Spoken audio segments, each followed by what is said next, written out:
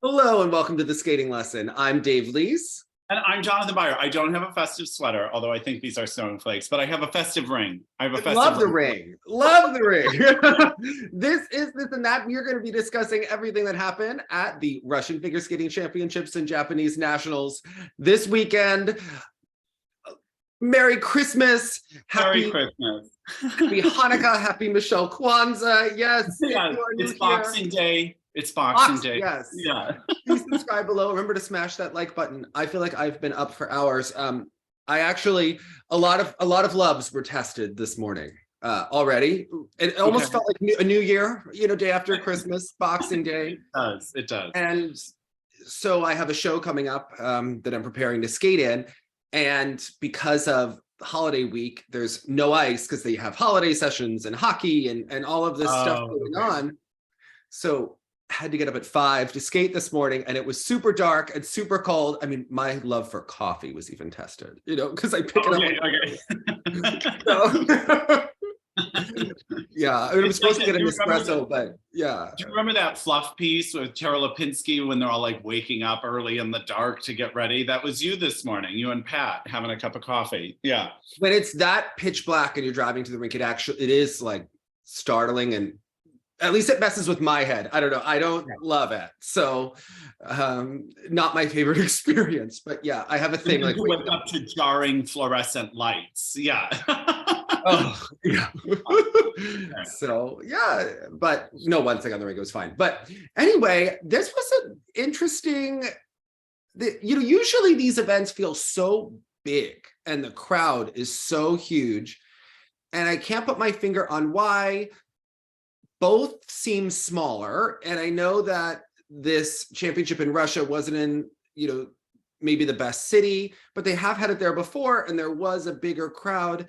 It feels like with everything going on in the world and the post-Olympic year and the Russians not being in international competitions and Yuzuru Hanyu retiring, and it just both actually felt a little empty or lower energy than at times. Lower energy is the right word. I almost said casual, but of course that's such a dismissal of what the athletes were probably feeling. But yes, it seemed more casual, the entire event. Less seemed on the line.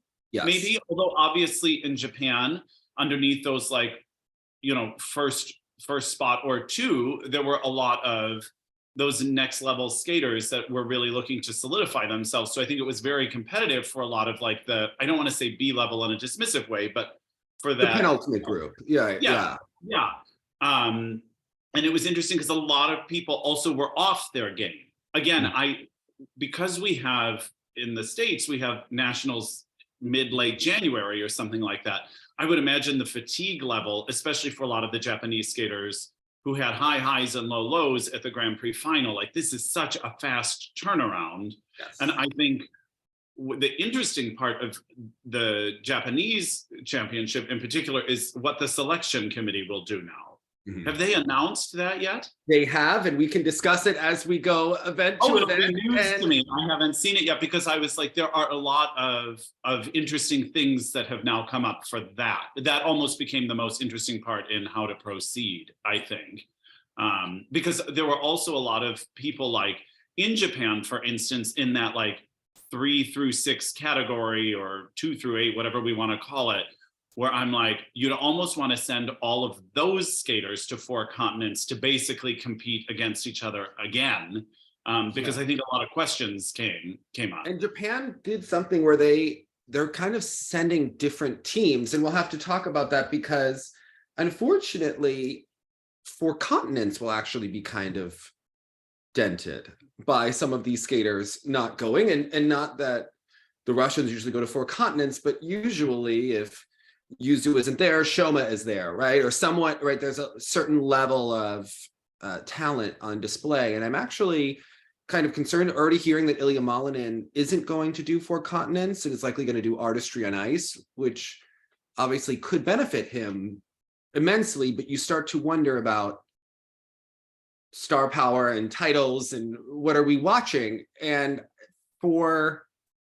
if 4 continents then isn't worthy, do you cancel? I don't know the logic Because I also think Four Continents is the same weekend as the University Games or whatever those are called. And a lot of the Japanese skaters have already registered for it, maybe just in anticipation that they didn't know if they would get Four Continents or not. But I think a lot of like big Japanese names are already signed up for the University Games at the same time. So it will be interesting to see.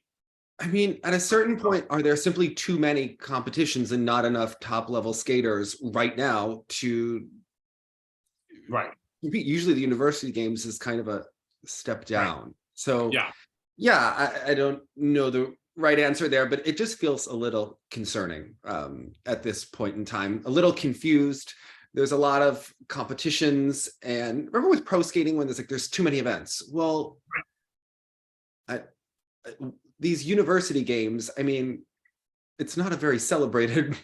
I know it's like a mini Olympics and it can be very fun, but I mean, for some European skaters, they're going, if they didn't qualify for Europeans, they're going to the University Games. You know what? We'll watch it, we'll see it, we'll enjoy it. But I do have concerns when there are kind of these muddled events. And I have to say, I felt like we were watching two different sports. And I've been doing a lot of research, communicating with Gabby Pollock, and I've been preparing a lot of As the Blade Turns. I know I've talked about it for several times. Everything is a lot of research going into this. I felt like it was very obvious that we were watching two different sports for a lot of different reasons. One, the edge quality, how the skaters express themselves. But when you go into and you're thinking about what's happening athletically, especially how come women in one country, really in one rink, but 1.5 rinks, are able to do these quads and no one else in the world is coming close. And we knew about some of the drugs that were being used last year, but I see a lot of comments and I get a lot of messages, and I don't know if you get them or read them. It can be very overwhelming, especially during the holidays when people want to talk out their skating feelings. But I was saying, oh, now that Valieva is not on drugs, I see a difference. And you're thinking, wait a second, whoever said they stopped? And is there any testing happening now? Is there any testing, and is it about evading the testing? Are they on substances that aren't detectable, that there aren't tests for? What are we talking about?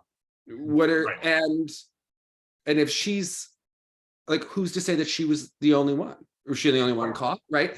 And I think that if you actually see what they're doing and you really look at it and think critically, it's really obvious, in my opinion, that the amount of repetitions and things, even if you look at where Valieva was over the summer compared to where she is now with what she was able to do when we first saw the videos of her training and struggling, it's the recovery is not typical in a normal amount of time. Because, and I will say this, watch Yuma Kagiyama, watch Rika Kihira, two at least world medalists, Yuma an Olympic medalist. Okay, are you going to call them lazy? Are you going to say that Kamila is just harder working than they are? Right. I don't know that I believe that. Right. Or that you have some secret bit of information about that technique that is surpassing everyone else by so much. I mean, even the jump from Valieva at the fake Russian Grand Prix to these nationals is startling. Yes. Not to say she's not talented and does not work hard and all these sorts of things, but something unnatural has happened in between those two events. Yes. Yeah. With the other skaters as well. How people are able to do certain things into their upper 20s that are unusual, right? And you start to see it and you're like, well, I'm still impressed. They're competing against a different rule set, right? But it's also about whether or not it's healthy or safe or whatnot. But yeah, when you really look at it and you look at like, wait, Yuma got injured in July and he's back and he's like, and how Rika has done, and you see how Rika's like adding in this jump, then adding one more. And you look at this unnatural thing, and what is it? Does it allow them to train more hours? Like, there are still things that we don't know. I don't think that you take a pill and just suddenly learn how to do a quad toe. I don't think that that's yeah. And that's their defense against it. It's like there is no pill that does that, and obviously we're aware of that. No, but it's clearly giving an advantage that others don't have in some way. Yeah, right. It's so interesting because if you actually start to look on the Russian Federal Biomedical Agency website, they actually tell you all of the research that they study. And they study it in a couple of ways. It's about internal loads, which is stress that the body accumulates throughout a season, throughout weeks, right? They also are talking about the nervous system and how that responds, when you sleep and your nervous system is repairing itself. So what that means is that if you train your body into the ground, the normal person becomes slower, right? If you have a really hard training day, you're not as quick the next day. You wake up a little. Some of these supplements and some of these drugs that they're taking and treatments allow them physically and mentally to train harder the next day. That's when you're going into things like xenon gas, which Gabby Pollack has tweeted about. When you're going into why they're doing these things, it's so that you can get those extra run-throughs, those extra turns in. I think we've heard about them doing like 12 of each jump in a row. And you're like, if that's true, and you start to add up but the body can recover from it. And then you think this is why their careers are shorter, because again, you can only fake the body for so long before it all catches up. So anyway, it's interesting. But one thing I wanted to ask you is how you felt about, so Valieva lost this championship, right? And in many ways, I feel like the Russians, through having Lekurnik in the ISU, have exploited this system, right? Where they're getting the marks for programs that, Akatyeva's short program was almost the same thing we've seen from Valieva with less expression. It was so formulaic. It was just another quintessential example of their formula. Yeah.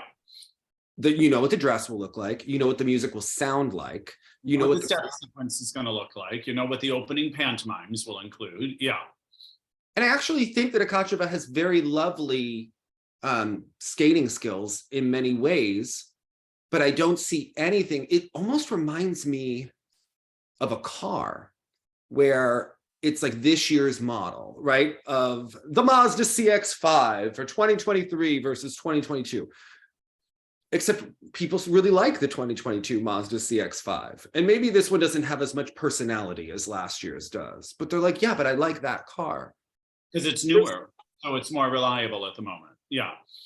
And there's something about sports that, yes, it's about competition. It's also about entertainment. And it's also about the human experience, falling down, coming back, overcoming things. We connect with these people and their struggles and their efforts. It feels like with what's being done in a Terry's rink, if you think about it logically, the technical advancements they've made from year to year to year to year to year, from backloading a short program to backloading a free program to adding in quads to adding, right? And the way that this is going, it almost felt like for propaganda reasons, they wanted Valieva to win. Right. And yes, she made a mistake on a triple axel, so did Akatyeva, right? It seems that they can't even stop what's happening. And I think it's actually hurting the sport that Valieva didn't win. Think about how great it would be for skating in Russia if she did come back and win after the Olympic situation from that point of view. Oh my God, she's the greatest. And she actually gave a performance. I thought that her free, if you think it's tasteful or not, it actually had an emotional quality to it that I think was completely missing from Sofia. Yeah. Well, it's interesting because, yes, unfortunately, you make the right comparison. Sofia is the new model. Mm-hmm. And following the formula. And as a result, and we saw this at the jumping competition, she has left her body in some ways. Mm-hmm. And so she seems a bit more vacant, even in the kiss and cry. When she won, it was states of the Sherbakova moment at the Olympics. It was just sort of hollow. And I don't know if they're really tough on her in particular right now, where they seem to be giving a very public display of encouragement for Valieva now, maybe because of their lack of it at the Olympics or something. But she seems so detached. Sofia. So I don't understand. And she's so talented. But how are you going to emote anything if you've just sort of been beaten down and are in machine mode? But I have seen Valieva sort of become more of a personality and more of a person on the ice, which makes it that much more interesting to me. Yes. I Which is why we watch. Right. Exactly. And when the hood thing backfired in the free program and stuff, she knew how to like have fun and let it go and laugh about it afterwards. And, did it backfire? Was it planned? I wasn't sure. That was like, so I thought she went to do it and it like snagged or something. And she was like, oh crap. I missed but I also thought like maybe she doesn't feel the need to do it anymore. I don't know. She played it off brilliantly if that's what happened. What did you think? Did you think she intended to it? Was it changed? I read a quote and it was unclear. So to me, it just looked like a malfunction of the costume. But in any way, the fact that she could shrug it off. If that had happened to Sofia, she would not have had a lighthearted shrugging off moment about it. Yeah. I mean, the fascinating thing was the height of Valieva's quads. That was the most startling part to me, as to the newfound height in those jumps for her. And again, I don't mind the short. I don't know what this is in the beginning or whatever. Okay, so it's Morse code, and she's writing "mir" for peace. And it's all related to like what happened at the Olympics, obviously. And got it. Okay. Really hitting that home on that one. But I don't mind her programs as much as other programs I have seen. But yeah, Akatyeva, she was one that a long time ago we thought like, oh, she's gonna be the new one. For sure. She is. So she has good skating skills. She has good extension. She has good jumps. She just doesn't connect. Right. And I think it's because of that training. It's a training in a robotic sense that's reminiscent of the Romanian gymnasts in the 1990s, in the early 2000s, where they were so robotic because they just did everything time and time again. And it took out any degree of spontaneity and any degree of emotionality or creativity or joy. And those are all things that I think are actually really important ingredients to figure skating. Of course, the IJS will now try to be like, yes, creativity, we will add a point. I mean, that's the purpose of all of these exits and entrances that they're trying to quantify, but it just winds up being forced and not working and dispiriting. Arbitrary. That's the thing. It's like, here are the steps and turns before I do this flip. And you're like, oh, it doesn't enhance. Yeah, again, formula is the best word. I'm just watching a mathematic formula on how to get. I don't believe that the women's performances at Russian nationals were possible without drugs. I don't. And I strongly suspect it. And if I'm wrong, well, we've actually known that this is the case. So it's interesting to like look at what they were doing. And because if you think about Kaori Sakamoto and like how she's improved over the season and stuff, like, the trajectories or how they've recovered from one competition to the next. That said, the visual of what Valieva did with those two quads was incredible, right? The visual impact of those things. It's like watching Mark McGuire and Sammy Sosa in the home run race in '98.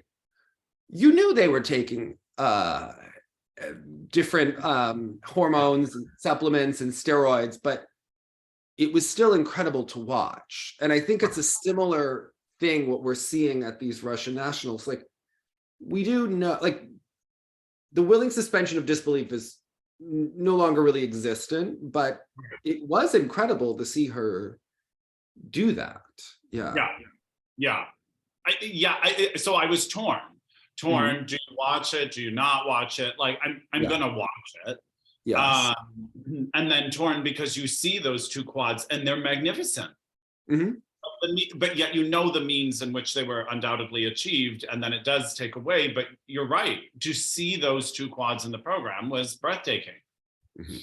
Yeah, I felt overall her skating's a little bit more labored than it was last year. It doesn't have the same posture that she had, a year and a half, 2 years ago. I didn't think that she has the same, speed or quality in her spins. And I think that those little things are why she lost. It's interesting. I think I talked about it on the last show. Like, I always get nervous when people do triple flip at the end of a program because of the timing of that. The triple flip in the second half was like the story of these championships all weekend with, Valieva doubling the flip that would have given her the title. Also, if she did a double axel instead of a popped triple in the short, which she doesn't have any use of the left arm. And now that she has gotten taller and a full human, like, the technique doesn't work. It's bound to fail more often than succeed. So I'm curious why they keep including it at this point. Right. And I think you can see the fallacy in that technique. But, Akatyeva, Petrosian, they're not using their left arms either. But also having mixed results. Yeah. I mean, Sofia's used to be much more consistent. Actually, as a junior, when she was always doing the triple axel, triple toe. Yeah. She was like the only one who seemed to have figured it out. And now she seems to have slipped into some of the same issues that the others experience. Yeah. And I always go back to a one Ms. Paulina Edmonds when we were talking to her after the Olympics, and when she was saying what we saw Valieva do technically at the Olympics, where she was faltering, is kind of what you should expect sometimes if you're doing that kind of technical arsenal. Like, they're huge risks, and there's something artificial about them going so smoothly every time. Yes. But for some reason, this triple axel technique has just always evaded them. And I don't know why they're so insistent on putting it in the short for someone like Valieva. Yeah, it has to do a lot with recovery too, and like how they do those performances. So I was reading about Marion Jones and looking into it, and it's like, when it's not just the performance that she gave, right, in the times that she was doing in the sprints. When she went for the 5 medals, it also has to do with the recovery time, the fact that her body was able to recover and do it again. And I was watching something on Mark Spitz, and he was saying in 72, when he won all of his medals, he had to keep it like a complete tunnel vision moment, to where he could not mentally go up or down to even enjoy the experience, to be able to do all of those things with the highs and lows in his body. He had to just completely be focused on one thing to the next, and there was no release until the end, and then he collapsed. The difference between that is he's not in a performative sport, and that's the thing. So if what you have to do to achieve the technical elements is to divorce yourself entirely from performance and emotion, now we're into a new sport. And what's fascinating is a lot of these young women in Russia that have been trained this way are machines. So they can give you this technical content, if not feeling you a little bit cold at the end. However, so many of their male skaters are the opposite. They are quite emotional. They are quite performative, the bulk of them. And as a result, can be outrageously inconsistent. So, we see, like, there was a moment of hydroblading in Peter's free skate, where he like slaps down with the beat of the flamenco, and you're like, this is the feeling, this is what I want to watch. But then as a result, that wild emotion, that like projective energy, seems to unravel some focus for the jumps. It's a really tough call. But again, when we go back and think about the performances we love and the videos we want to rewatch on YouTube all the time, it wasn't based on a clean performance as much as it was an emotive one. Yeah, and a combination of everything, right? And the athleticism with the emotion. Yes, and part of this has to deal with the fact that the female skaters have to be within a certain age window, which the Russians even study, right, to be able to do it in that window. But it seems like that window is getting smaller and smaller as they're doing higher technical elements, which is why the window is so small from one year to the next. Valieva is not, a multiple champion in a row. here, why she cannot really keep pace as well. Right.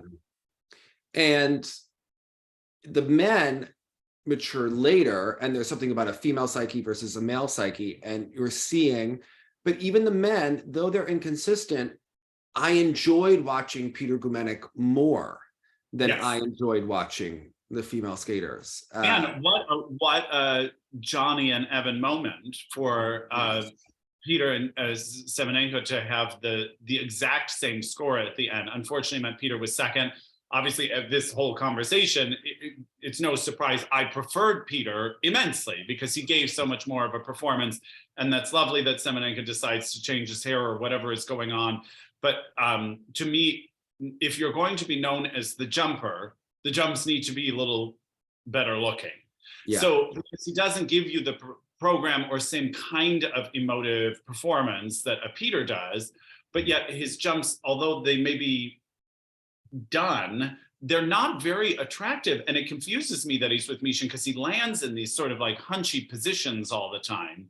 So that was a little bit disappointing. I would have given this championship to Peter, no question. But even Mozolev, who came out, who's always, I think, really struggling to like make sure he still stays relevant. He made Piper and Paul look boring. He's like opening like spread eagles into place, and his whole schmacting afterwards has got an eyeball on the thing. I mean, he is giving you the most drama. Like they're not afraid to just leave their heart out on the ice. And even though it may not always be my taste, I appreciate that many of them do that. I'm still unclear. How did Semenenko recover from those concussions in that amount of time? What was done? How did that happen? Yeah. Even aside from how it physically happened, how did that mentally happen? Like that's a trauma. And I would just think like the process of like going back at it psychologically would be such a minefield. The Russians study that too. They use something called TMS, where they're sitting with electromagnets on their brains after practice. If you go on this website, I mean, there's a lot of things to unpack there, how that actually happened. I mean, I'm sure Joshua Ferris, Julianne Seguin, again, would be very curious. Right. Also, I'm not like, it seems extraordinarily dangerous, right? Like, how did that happen? I don't fully, it makes me uncomfortable actually watching that, knowing what we saw over the summer when he got up and was falling and couldn't, stand.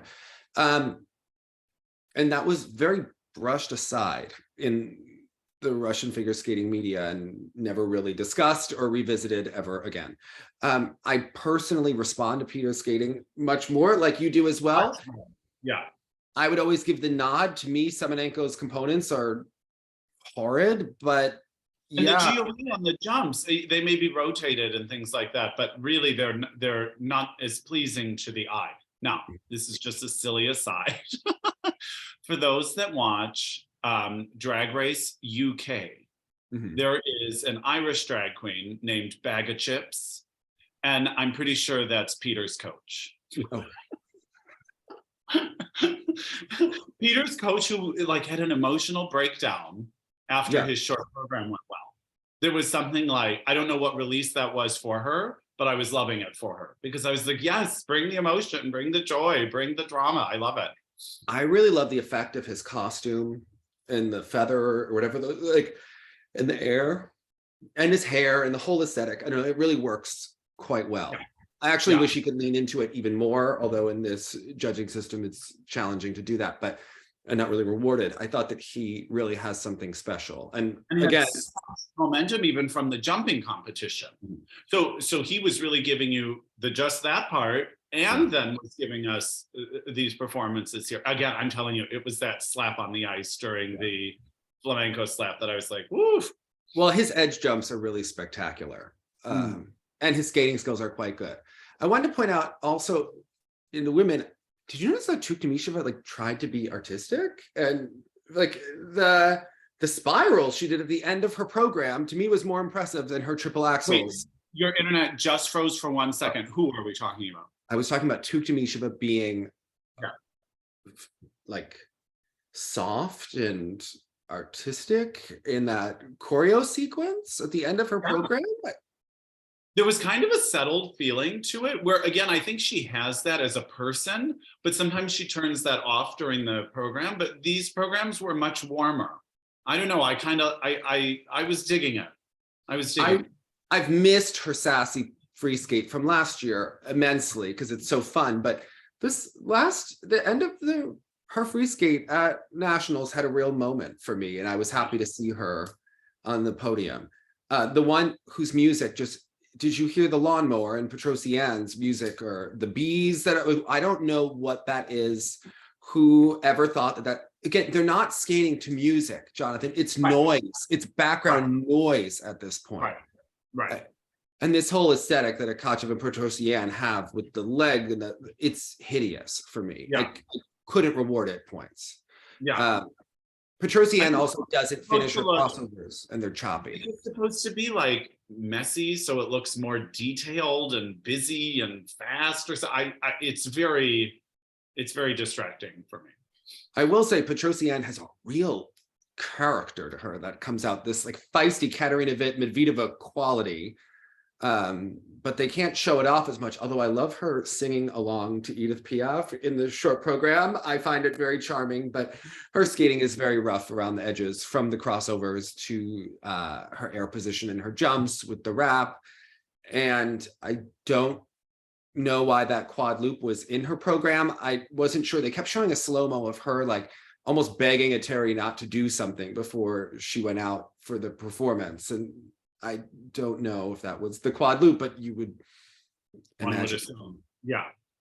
Because she ended up getting buried a little bit as a result. Yeah. And I did see some comments online about Muravieva.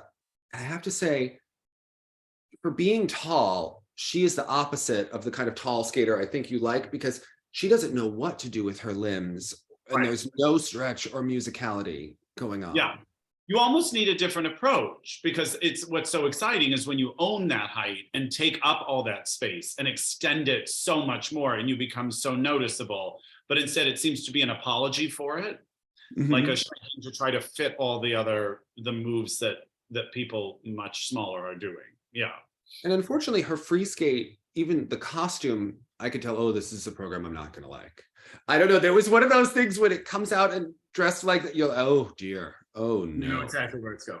Yeah. And then the Romeo and Juliet with the weird sound effects. And how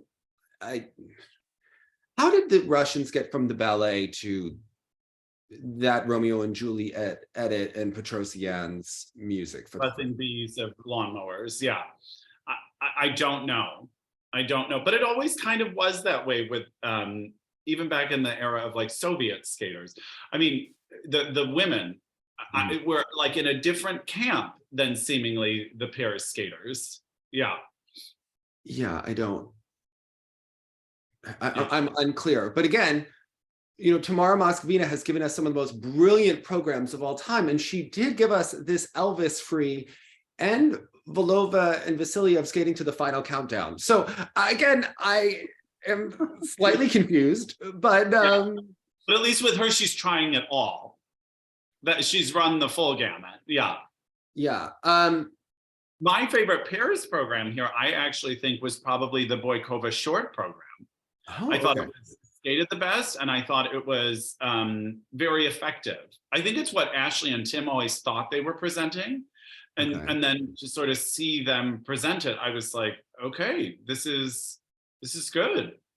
And the side-by-side jumping, I mean, it's impressive, these pairs. I am intrigued by Tarasova and Morozov, like keeping that free skate for the 300th time and just really fizzling out there. That they were sort of having a moment by the end of their free. Tarasova and Morozov, when they skate,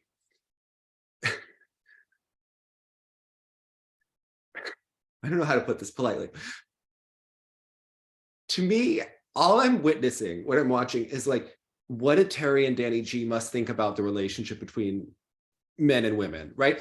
He always seems to be grabbing her by her neck and like using her as an object, like whether it's a death spiral or a lift transition, like there's always a little bit of an uncomfortable vibe. Yeah, a manhandling to it. Yeah. And though they are the most beautiful when they're moving across, again, that robotic quality, training with the Terry doesn't seem to have really made the big difference in the consistency of the elements for them. Yeah. At times we've seen them improve, but something is inherently off. And I don't know what the motivation is with these pairs continuing. It has to be very challenging when they've been on the international scene. They have to know they'd be very competitive. They're old enough to know what's going on. And yet, luckily these three pairs have each other to push each other to move forward, but it does seem very dispiriting. I have to say, Galliamov's, the height that he does on those twists and throws, incredible. I like Mishina and Galliamov's short program very much. Yes. I can't defend the free. I can't. No. It's even the costume choice. It's like that weird abrasive red that actually, it's almost like blurring your eyes while you watch and sort of takes away from his line, because he has great extension and things like that. And then in the short program, you can see that leg extension just a little bit better than in whatever that red jumpsuit is. And then they're like schmackty Elvis dance break. You're like, ooh, you're better than this. Yeah. Yeah. They're a wonderful team that seems to struggle finding music in programs. It's always a little put on and strange, and nothing seems organic. It'd be interesting to figure out why that is. Yeah. Because even then, Boikova did the Anna Karenina for the free skate, which I think actually probably would have suited Galliamov a little bit better. But again, I thought Tamara got it just right with the short program for Boikova. They're not necessarily my favorite pair by any mean, but knowing that like they didn't have the chance at their world championships, they've been shut out of things several times. Like I know they've probably had a tough go. So to see them win this was probably a huge personal victory for them. I remember the momentum they had in 2020 when it seemed like they had a great shot of winning the World Figure Skating Championships, and then it has just never been the same. And obviously it seems like these two teams just really love each other and get along and are really mutually supportive of one another in every way. Wow. And I have to say, it's entertaining to watch as a viewer. The fact that it seems this is a very interesting dynamic that I wish we had some sort of a docuseries like Freeze to watch. John, you've got to watch Freeze. You told me to watch it and I didn't yet. I'm sorry, Dave. Tell me what to do. You got to watch it with Josh with like a glass of wine and watch these British figure skaters from Sheffield. You know, they're not the most talented skaters compared to some of what we watched here, and that makes it better. Yeah, there's more thrill of victory and agony of defeat at stake here. And then you have Mark Hanready just hamming it up for the camera in every soundbite. You know, he is competing with the skaters for the camera time. You knew he wanted to be the producer. That's the assignment. Yeah, okay. He is a master of self-promotion in just every which way. Yes. Every freelancer has to be. Yeah. Oh, he told me he was thinking about doing solo dance. And I thought I would expect nothing less. Please do. Yes. We would like to watch this. Yes. Okay. Yeah. Amazing. Why not? Okay. And it's like it's like an episodic series? Yeah, there's 4 on YouTube, and then we asked the person to upload it. There's a second series that was just on, and it's hard with VPNs to watch. I struggled. I wasn't able to watch the Australian documentary about Katya, who passed away. And I really wanted to see that, but I haven't been able to. I tried a VPN, it wasn't working. I don't know if anyone else had any luck watching it, but if you did, please leave that in the comments, because I think it's probably really worth seeing and informative. So, but yeah, no, this Freeze is a fun watch for this week while it is so cold outside. Listen, phenomenal. Just the personalities are incredible.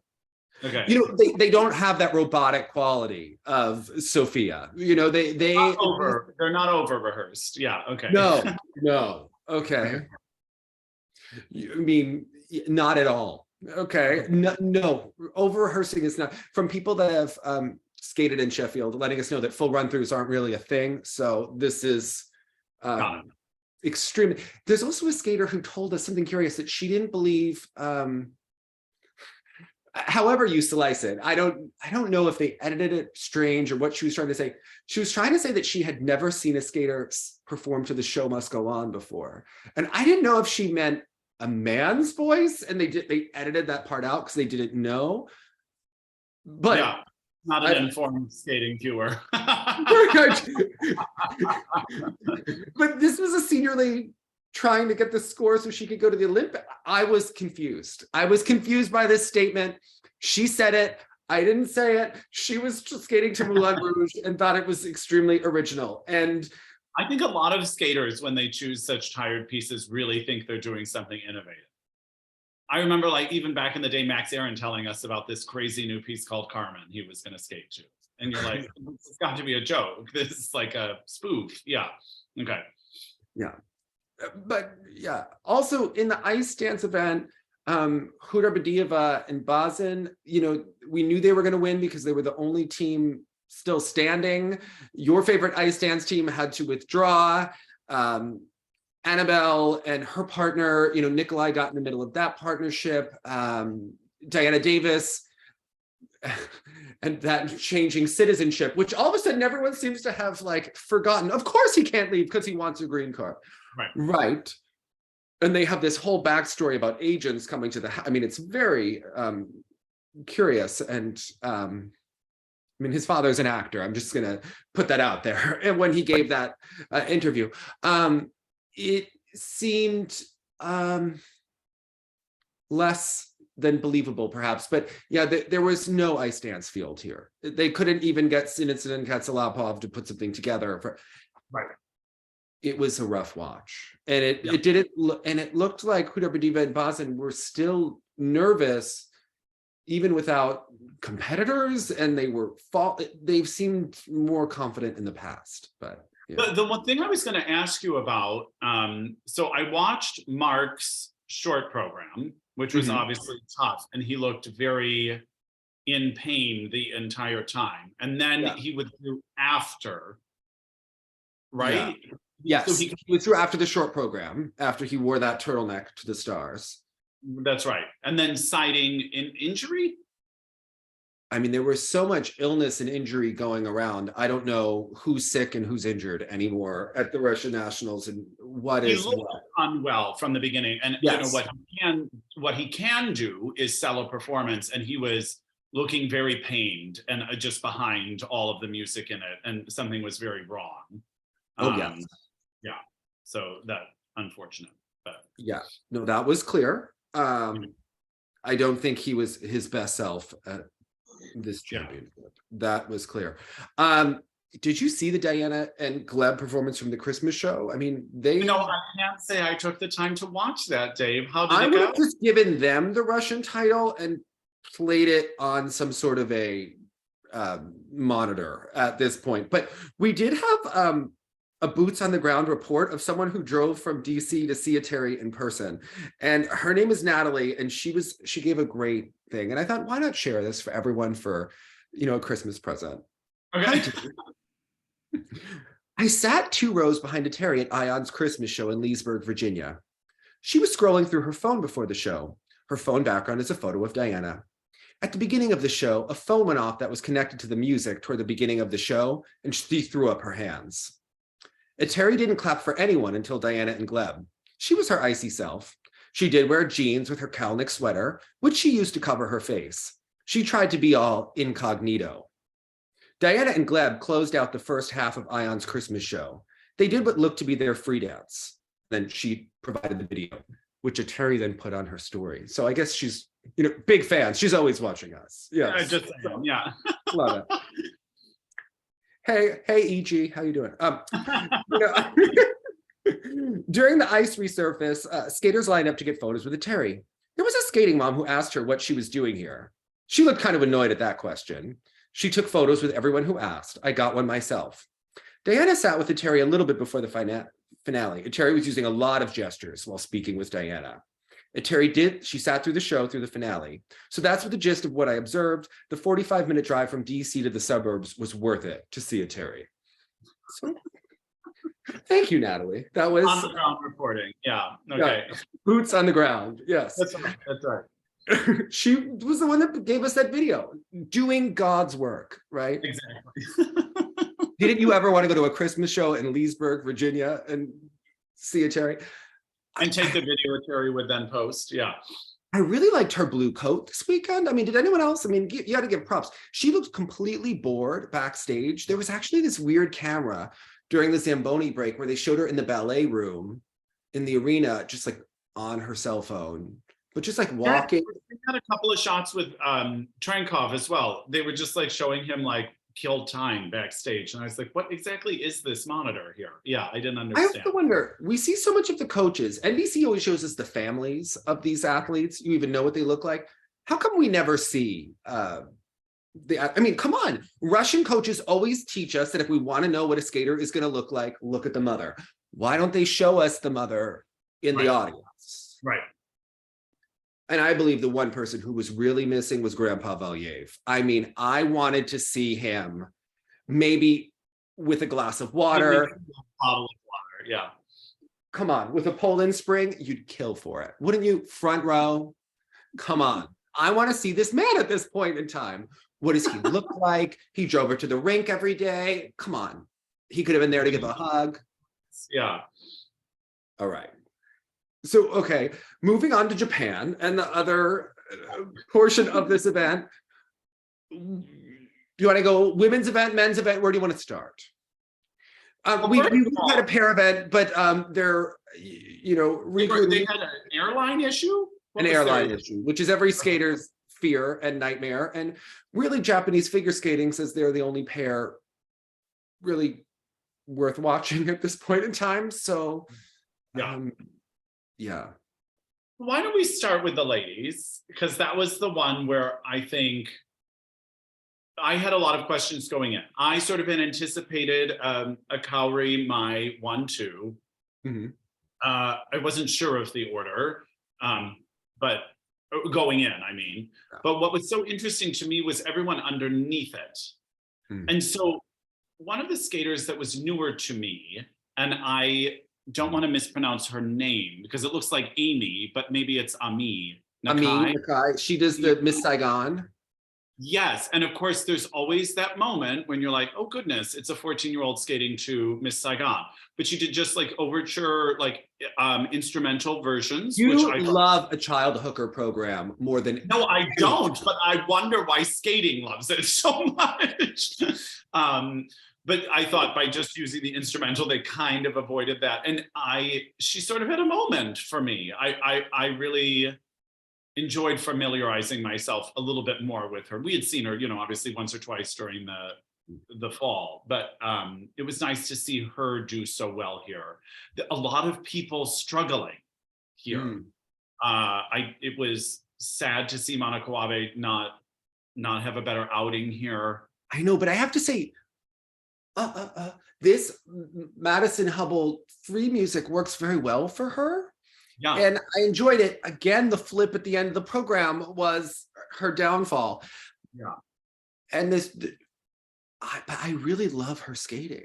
There was such an expansive, open quality. And I started to wonder how much longer we have with some of our personalities. I mean, because this is a post-Olympic year and the Worlds are being held in Japan. So I don't know, how long will Kaori keep skating? Will Mai Mihara keep skating? Will Shoma?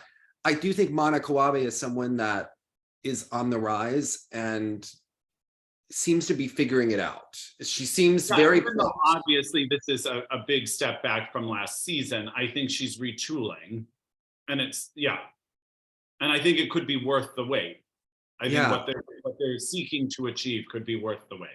I was going to take on Rika here. Yeah. I mean, getting in the flip, you posted she was trying the Lutz in the practices here again. A bit of under rotational issues, and they still love her in the PCS. I'm curious where this goes. I wonder too, after the great performance she had, was trying to put the Lutz in a mistake. It seems that the ankle was flaring up, or maybe it's the other ankle. Sometimes it could be a compensatory injury. That was unclear. I couldn't really find a clear situation regarding her health. She has been skating so well. And when she is clean and you see she gets the green wave, she has the magic. I mean, I respect her so much for putting things in. It seems if they can manage her health, good things could come from her in the future. But I think, again, her health is going to be the real key. But so now on the Japanese selection, what did they end up, who did they end up selecting for things from this? Because I'll be intrigued, because like, and Shoma let it known that he was not pleased, but he was a little more official. Okay, so for the World Championships, it's Kaori, Mai Mihara, and Rinka Watanabe, which I wasn't sure about Rinka. Who finished 12th at Nationals. She was spectacular at the beginning of the season, and it has steadily gone downhill. I don't know if that's an upper limit problem where she doesn't believe she is deserving of this success, or if she is just tired and needs this thing to get back up. But to me, I would have waited until after 4 continents to award that 3rd spot. I was just going to say the same. That intrigues me, where you almost want to use 4 continents as a world skate off for a couple of people. For the women in this case, I really would have. I thought that was. I mean, the first 2 are obvious to me. Of course, those are the 2 that should go. But the 3rd one, it's Kana and Daisuke, who were wonderful here until that last lift. That really. And I didn't even look like in their detailed score that they got a deduction.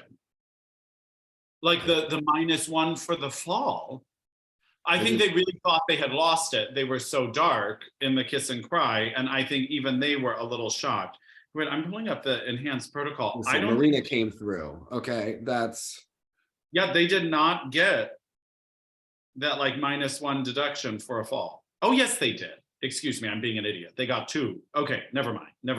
But even Jonathan, you're not being an idiot. You didn't see it. Okay. Thank you for that, Dave. Jonathan, you have to work on your relationship and your self-talk. Okay, we're going to do this.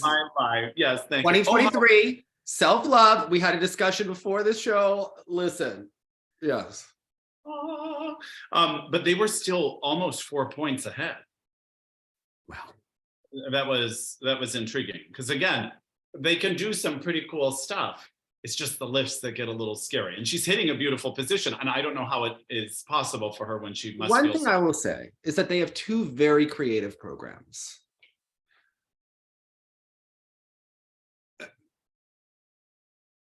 Tim Coletto and Masato's programs seem like they're the 17th priority at Montreal. They read to me like that. I don't know who they are as a couple.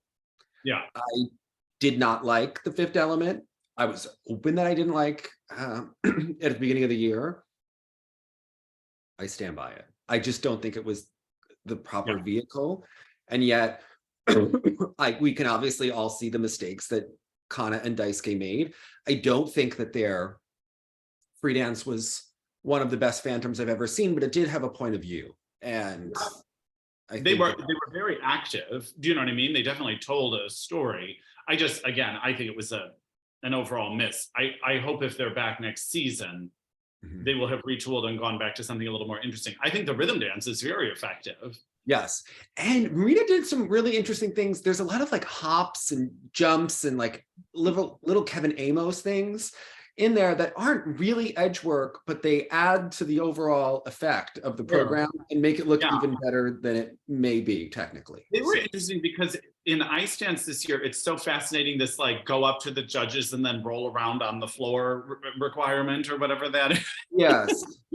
And for Kana and Daisuke to open with that as that's their first element, is that like floor go to the judges. What's your take on that? Like in both programs, now that it's just like, we used to have a compulsory pattern, and now it's like shake your tail feather in front of the judges and get as many points.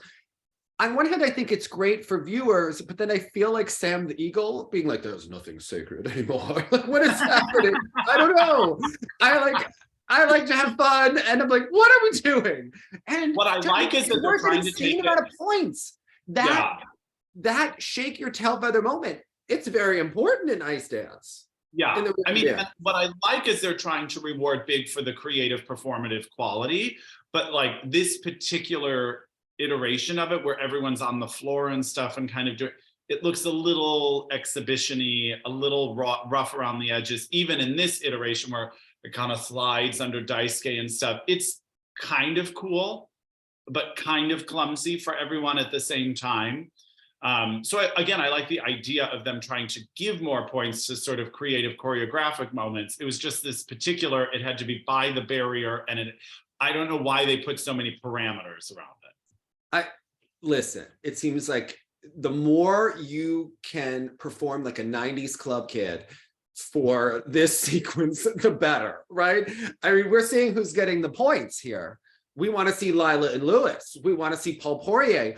I honestly, but even I think going up to the barrier like that, something about that inherently seems cheesy to me. If it's yes, it's cheesy. Yes, someone could probably do it in an organic way, but like, why would that have to be one of the requirements for it? I do feel when we see Lila and Lewis go up at the end of the Gaga, there is a moment where you're like, yes, queen. But then remember when we saw Anna Sherbakova change the dress mid-program, right, and then everyone else started changing the dress?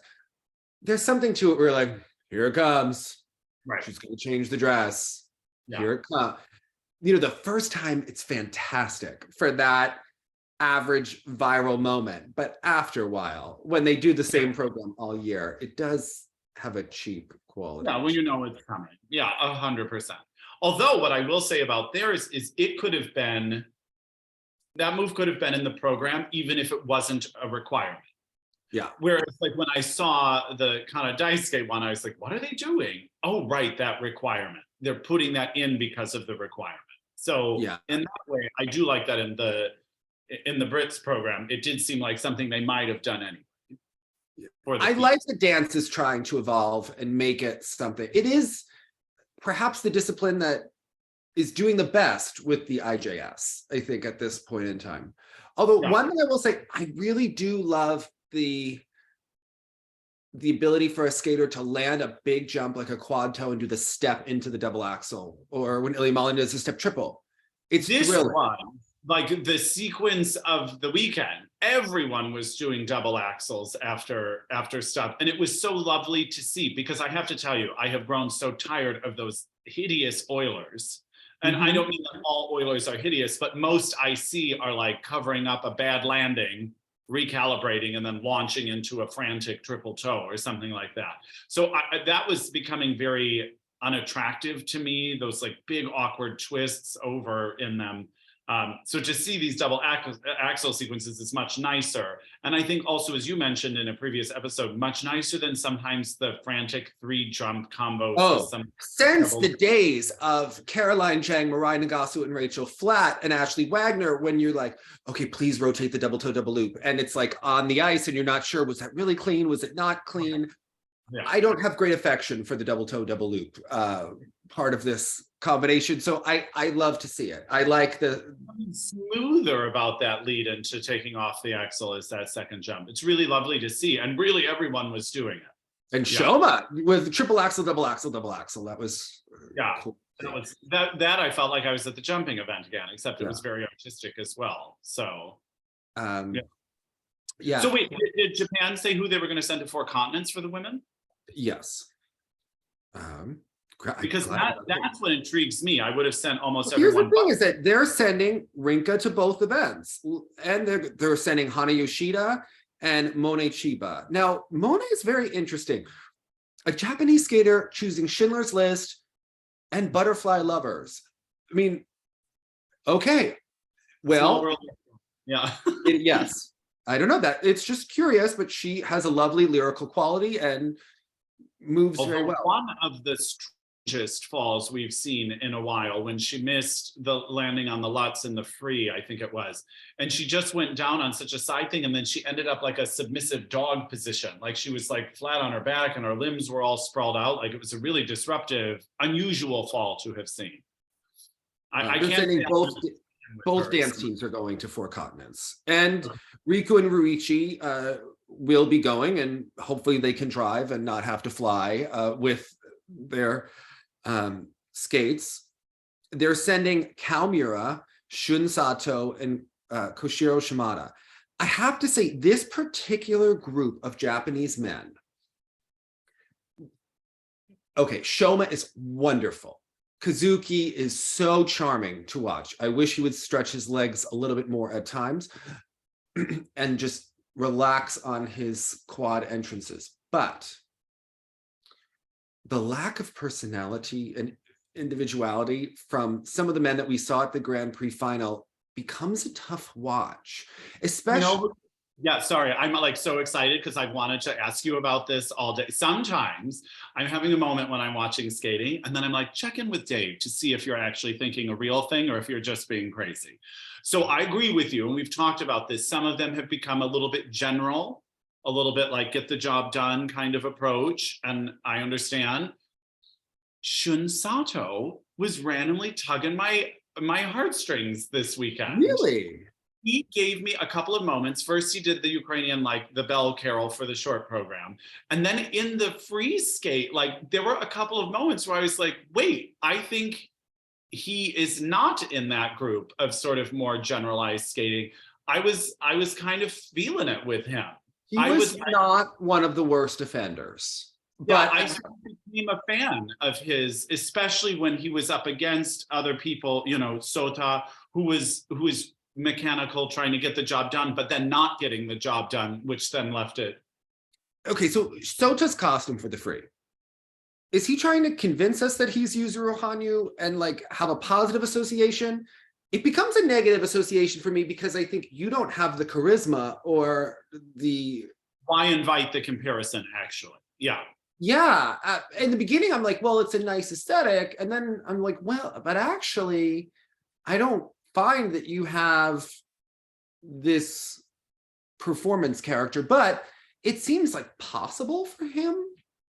There were a couple skaters. I actually want to send Yuma Kageyama to the Lambiel school because Shoma Uno, yes, he's growing into his own person as like the star of men's skating in Japan. And there was no way that he could compete in the past, even with all these personalities. But it does seem like he's having an artistic moment where he's just enjoying and feels confident and whatever.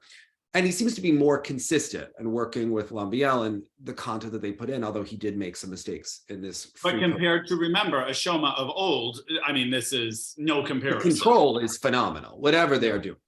But yeah, he said that that Lambiel wants him to do more ballet. And did he say Pilates? Or he only said ballet, but more that, but he feels like he'll be too tired to skate on the ice if he does it, which is a thing as you get older. Again, if you were not taking, my God, don't you just want to like know what happened really when he trained in Sambo 70? He's the one that knows everything. Right. And yet has said nothing. Said nothing. But remember that when he left there, that was his video game period where he was he that disillusioned by what he saw? We don't. That was remember Danny G came out with all that about how he's the laziest skater ever and da da da da da da. Yeah. Mm-hmm. Yeah. Just interesting. Listen, he's the one that knows. Okay. Yeah. But as he's worked with Lambiel, his movement has become, there are a couple moments where his foot is turned in and it breaks the picture. His camel spin is not up to the rest of his positions because it is so magnificent. I thought that maybe did they tweak the free choreography a little bit in the footwork? Some of the pictures that he created were just seemed a little off, but overall, this has just been a wonderful period for him. I don't know. I'm loving his, I don't love the short that much, but. No, I don't either, but he's taking, especially in the free, he's taking time. There's a bit of 2-foot skating, but he's taking the time and everything is so thoughtful and things like that. And you can tell by that settled quality when someone's in the zone. And that's what I noticed about Yuma, unsure of what to get here. Even in his opening pose for that free skate, as he was on the toe pick and things, he never even stopped wobbling before he began. And it was just an indicator to me, this is a rushed comeback because of the nationals. Yeah. Yuma is a shorter skater, and I am not height shaming him. Many of our favorite skaters have Paul Wiley, not a tall man, right? The one thing that Shoma does that Yuma doesn't, and Yuma is not known for his personality and style flourishing just yet. He lacks the ability to use his limbs and make them be bigger. And I was watching with an ice dancer who was saying, well, when he moves his left arm, his right arm does nothing. So it doesn't have the impact as if he were to be stretching them both at the same time.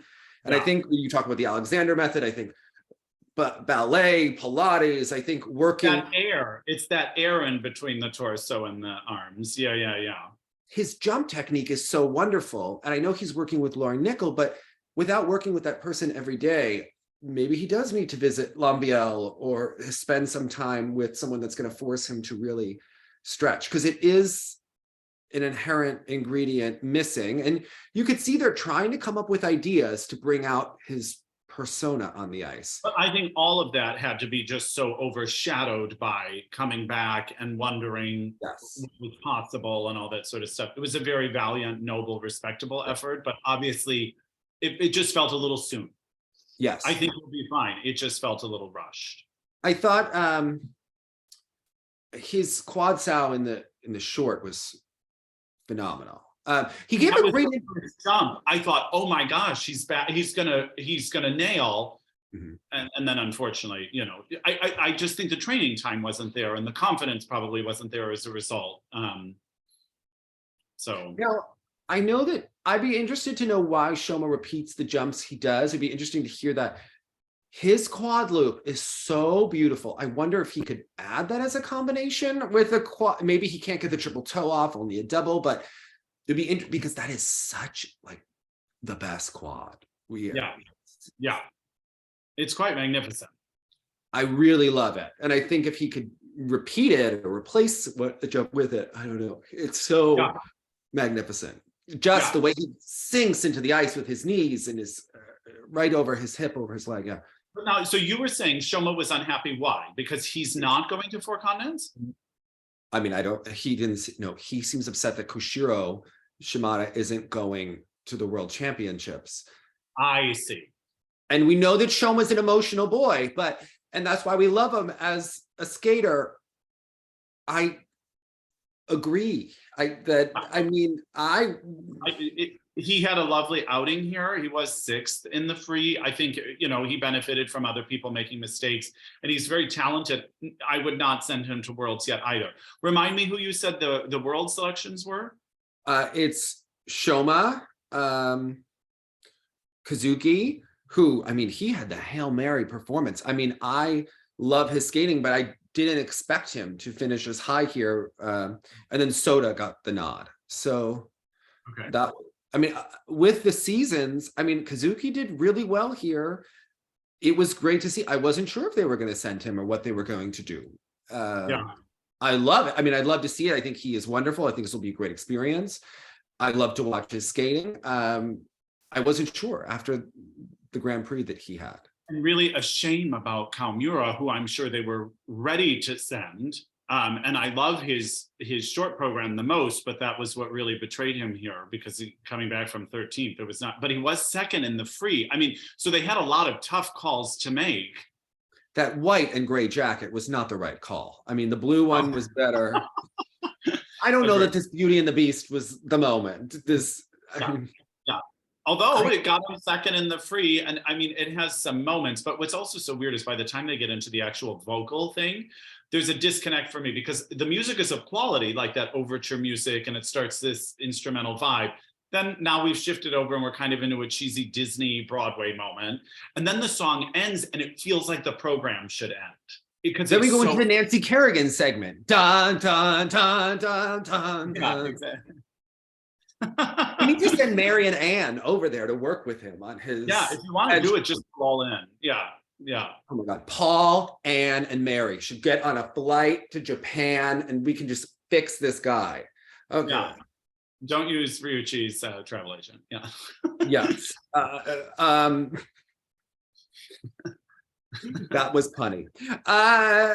So for four continents, Koshiro, Shun, and Kao, Rinka, Hana, Monochiwabe, both ice dance teams, and Mura and Kihara. Yeah, so isn't it interesting then? So for the men at four continents, they basically used it as the consolation prize. Yeah. For novices. Are we going to see? Well, now I want to see their team for the university games. I'll have to Google that while we're in here, because for Junior Worlds, it's Kaomura and Nazumo Yoshioka. I totally butchered that. I apologize. Mao Shimada for the women. We need to talk about her because I don't know how we skipped over her with all this talk. Amina Kai and Murakami and Moriguchi. Okay. Mao Shimada reminds me of why I love skating. Okay, and this is more because we haven't talked about Kaori yet. We haven't talked about Mai.